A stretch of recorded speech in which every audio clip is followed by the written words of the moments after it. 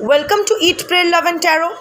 इस वक्त आपको क्या करना चाहिए, यूनिवर्स का क्या गाइडेंस है आपके लिए। Choose a pile, pile 1, pile 2। Pile 1, annoyed, frustration and delay। इस वक्त आप किसी चीज़ को लेके बहुत ही annoyed फील कर रहे हो और थोड़ा सा फ्रस्ट्रेटेड भी हो। कुछ चीज़ें बहुत डिले हो रही है जो आपके अभी कंट्रोल में नहीं है and that is frustrating you a lot. तो यहाँ आपके लिए गाइडेंस है कि ये जो आप जो अनॉयड फील कर रहे हो, ये जो इरिटेटेड फील कर रहे हो किसी के प्रति या किसी सिचुएशन के प्रति, ये एक्चुअली आपको एक मौका दे रही है कि आप अपना सिचुएशन को अलग तरीके से सामने वाले लोगों के सामने प्रेजेंट करो।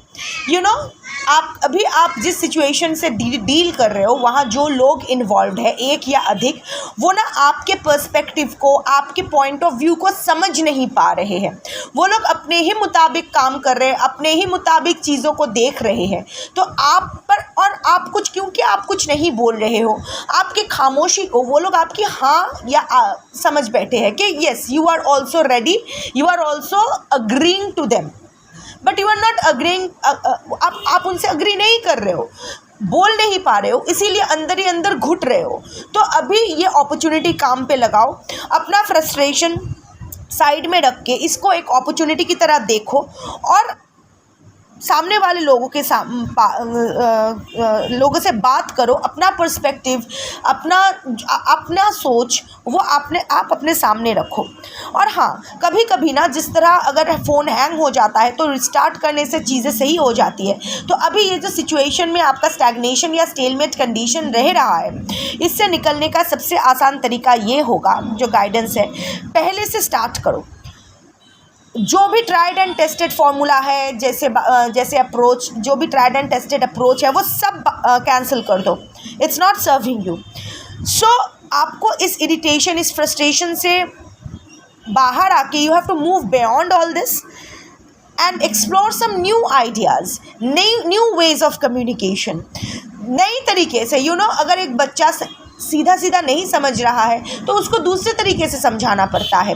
सो अगर लोग आपकी बातें नहीं मान रहे हैं, आपके पर्सपेक्टिव को समझ नहीं पा रहे हैं, तो आपको दूसरा तरीका अपनाना चाहिए। क्योंकि शायद आप चिल्ला मिल्ली कर रहे हो या आपको लग रहा है कि आप अगर बहुत स्ट्रांगली अपनी बात रखोगे लोग मान जाएंगे। नहीं, वो लोग नहीं ले रहे हैं सीरियसली, और यही आपको फ्रस्ट्रेटेड कर रही है, यही आपको अनॉय कर रही है। तो अभी ना आपको कुछ दूसरा अप्रोच, थोड़ा सी गुड मैनिपुलेशन इज गुड।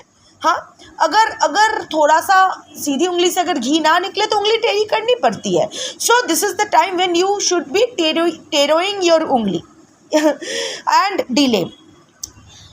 आप अपना काम करो, वहाँ आप कोई डिले मत करो, वहाँ आप कोई प्रोक्रेस्टिनेट मत करो। ऐसा नहीं कि आज नहीं, कल नहीं, परसों नहीं। अपना काम आप सही टाइम पे करो, अपने क्लॉक के हिसाब से करो। बट ये एक्सपेक्ट मत करना कि सारा जो भी गुड रिजल्ट्स है, जो भी आपका मेहनत का जो भी फल है, इमीडिएट आपको मिल जाएगा। ऐसा नहीं है। There is an energy of delay. आपके साथ अभी चीज़ें सही नहीं जा रही है, be it your individual planetary transits और योर कर्मा और whatever, it's a difficult situation for you. क्योंकि जिसने ये पाइल चूज़ किया है, जिन लोगों ने, उन लोगों के लिए बेशक एक बहुत ही डिफ़िकल्ट टाइम पीरियड जा रहा है।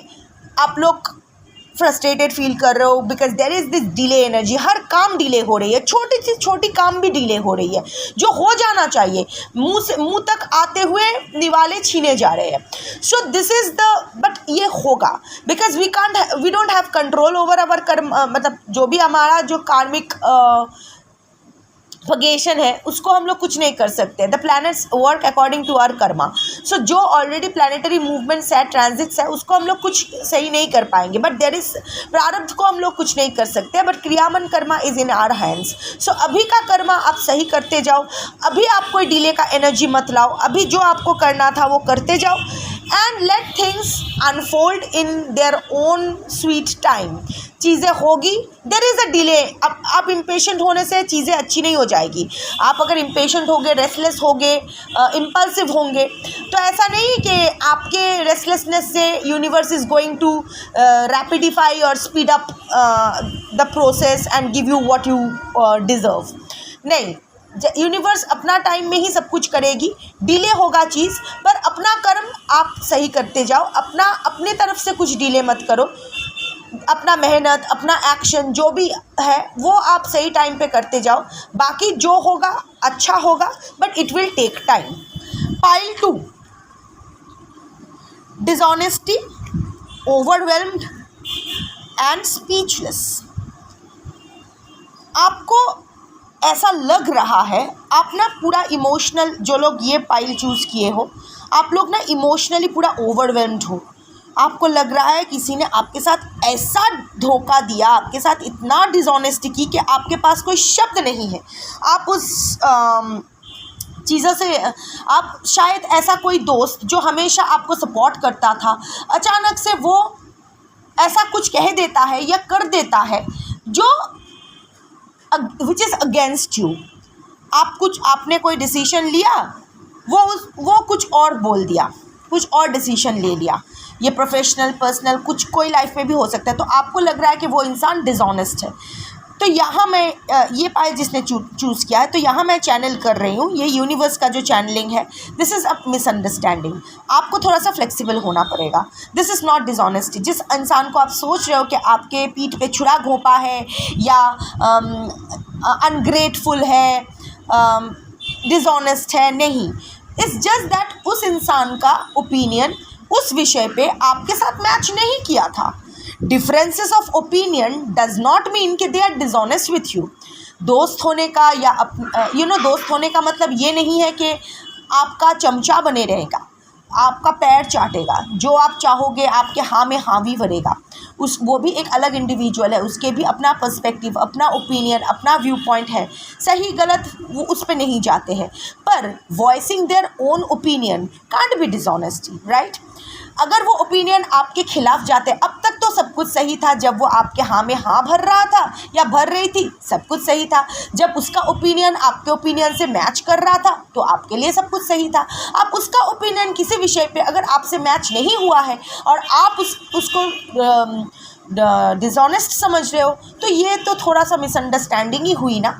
तो अच्छा दोस्त वही होता है या शुभ चिंतक वही होते हैं जो अपना ओपिनियन स्ट्रांगली रखे और जो सही है वही बोले। एटलीस्ट वो जो उसके लिए सही है वो बोले। अब वो सच में सही है गलत है इस पर नहीं जाते हैं, पर जस्ट बिकॉज उसका पॉइंट ऑफ व्यू आपसे अलग है किसी विषय पे, इसका मतलब ये नहीं कि वो आपके साथ दगा दे रहा है। And overwhelmed, sharing responsibility is not a weakness, अभी आपको 10 ऑफ वॉन्ड्स बन के झेलने की ज़रूरत नहीं है।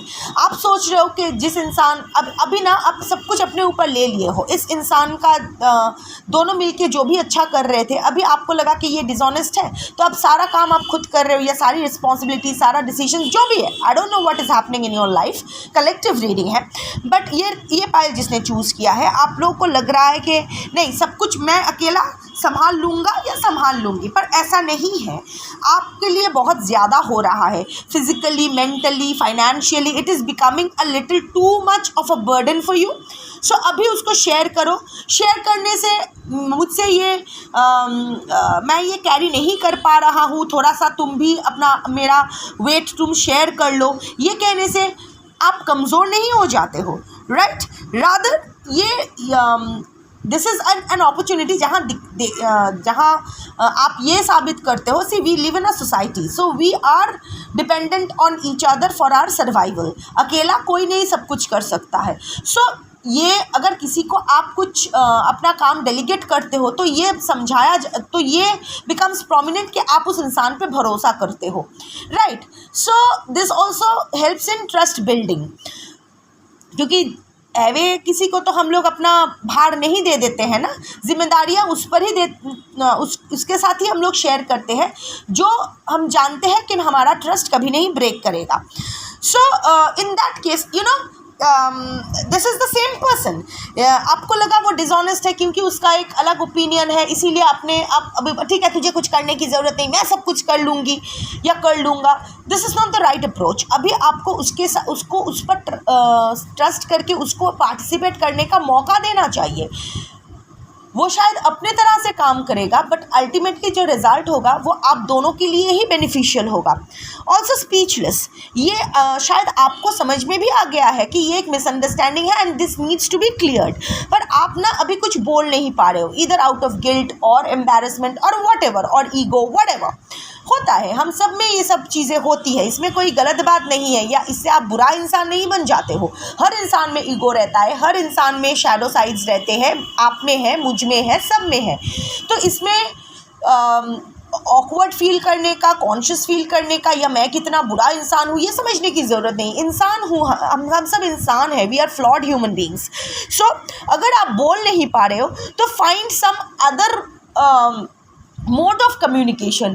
चिट्ठी लिखो, टेक्स्ट कर लो, मेल कर लो, देयर आर किसी और के माध्यम से मत जाना। पर हाँ, अगर किसी को ट्रस्ट करते हो, लाइक आपके सिबलिंग के साथ अगर प्रॉब्लम है तो अपने मदर के थ्रू या पेरेंट्स के through, as per your situation.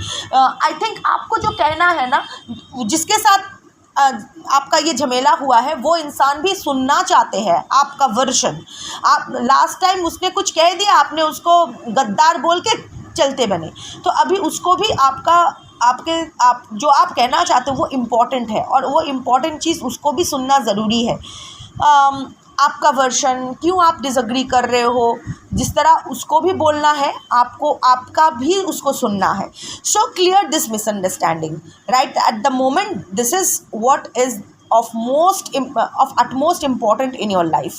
So that's your reading for today. Thank you for watching.